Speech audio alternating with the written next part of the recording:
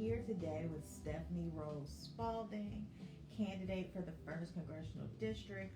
Welcome to the show. Thank you so much for having me. It is truly a pleasure. It's so great to have you here. Tell us a little bit about yourself. So I am a longtime connected resident and daughter of this district. I grew up here, went to Metcalf Magnet School for grammar school, and then went to Morgan Park for high school. In between that, went off to Clark Atlanta University, where I earned my bachelor's degree, had an amazing experience. So grateful for HBCUs, and it was there that I had a professor who instructed me that academia would be good for me, a good fit for me. I didn't know, but because of her encouraging, I went on to get a PhD and then taught in higher education for about 12 years, and then came home in January of 2021 in the midst of the pandemic, and just, grateful that my family is present and welcoming me back home. Why did you want to run for the 1st Congressional District? So just, again, being connected to this district, born and raised here all my life, and having family here for multiple generations, I have seen the ways in which our communities have lost investments in a lot of ways, and the suffering and the pain that creates for people of our community. And for me, when I think about all that was poured into me, right? Like I think about the West Pullman community, the Morgan Park community, Burnside, where I went to church, and all of the people who poured into me, it seems like robbery in a very spiritual sense to not come back and to give that investment back to my community.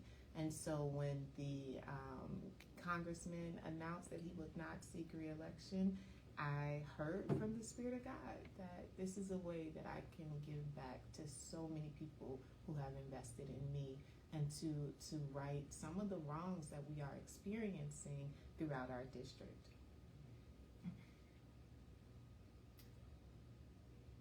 What do you think makes you a viable candidate for this office? I know a lot of people will immediately turn to resumes and stuff like that, and that's a fair space to look at.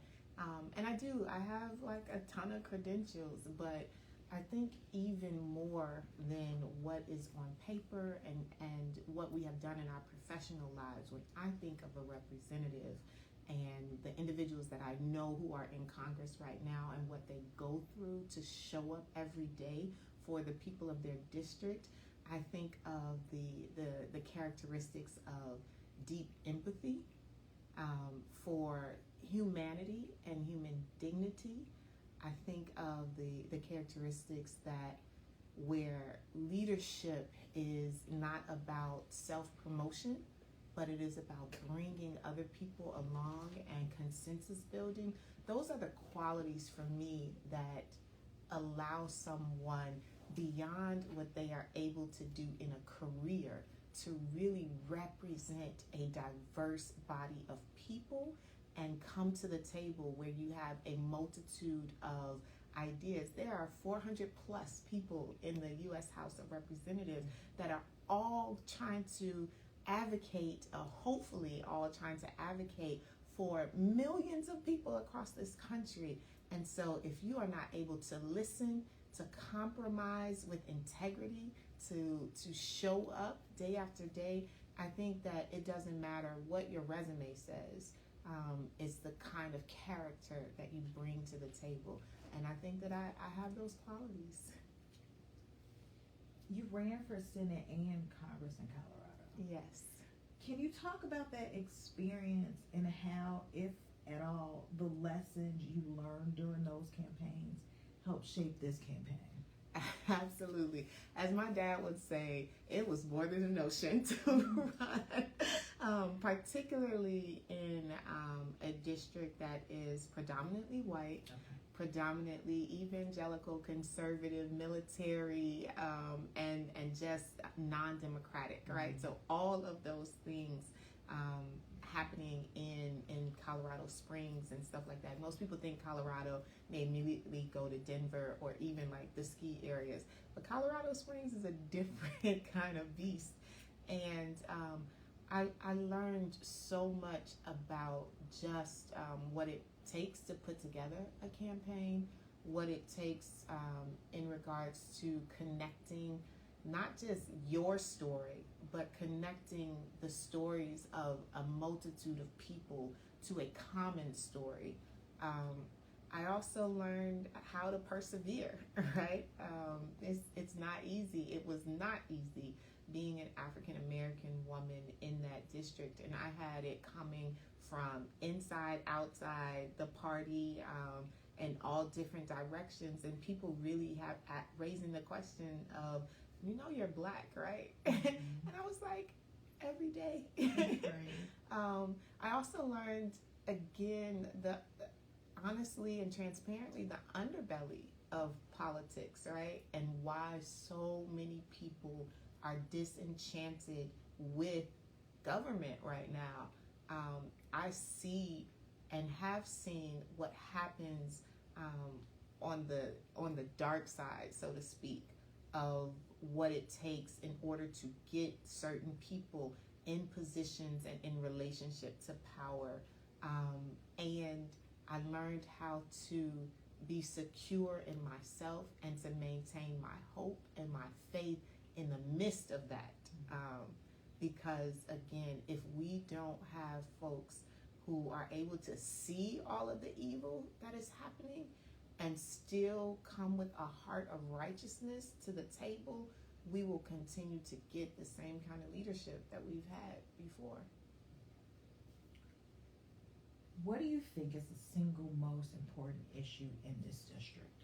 For me, the absolute most important issue is equity in resources, equity in investment. I look at this district, and for those who may not know, there's a small piece of Bronzeville and Hyde Park in the remapping of the district. A lot of the south side of Chicago, neighborhoods like Auburn, Gresham, Inglewood, West Pullman, and so forth. But then they have now carved a larger part of Will County also into the district. And I just see the change in how resources are allocated throughout this district. Home ownership in Inglewood does not carry the same kind of security and value for neighbors that live there as it would in Joliet or in New Lenox, so to speak. Education is not the same because of the way that resources are allocated. Our seniors can't age in place in the same way that they can in some of these other communities. And for me, again, just looking at those that I have deep relationships with, I know that we can do better. I know that it can be a fairer process. I know that we can have access to health care and hospitals in the Roseland neighborhood as well resourced as those that are at University of Chicago, right? So I see, again, the single most important issue that touches almost everything from public safety to jobs is an equitable access to resources.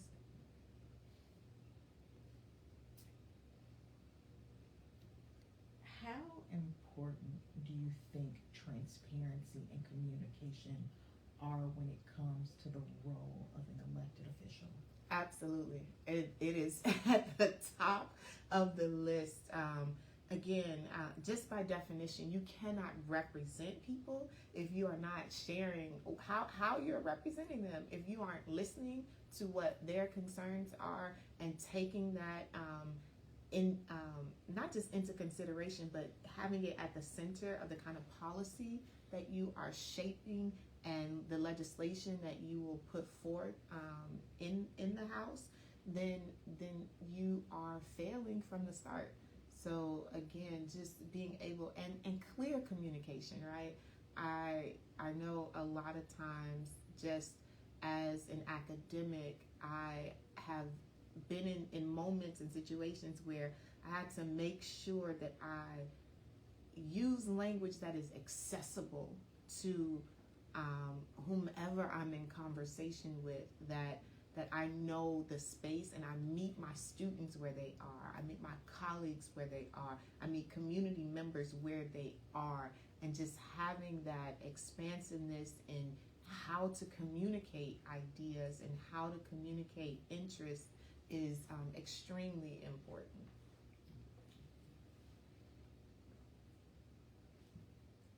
How have you engaged the community in the last 4 years?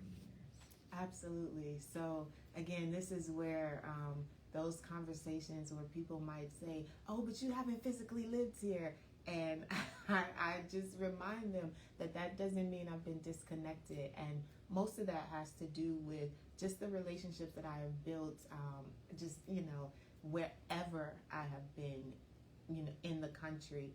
And so even here in this district in Chicago over the last 4 years, but beyond that, I've maintained mentoring practices with Mogul Academy, right, which is an organization that a friend, Jessica LaShawn, has here that teaches young people about entrepreneurships, and whether or not I did virtual events with them, or when I came home on summer or winter breaks and stuff like that, showing up in classrooms in Chicago public schools, working with her.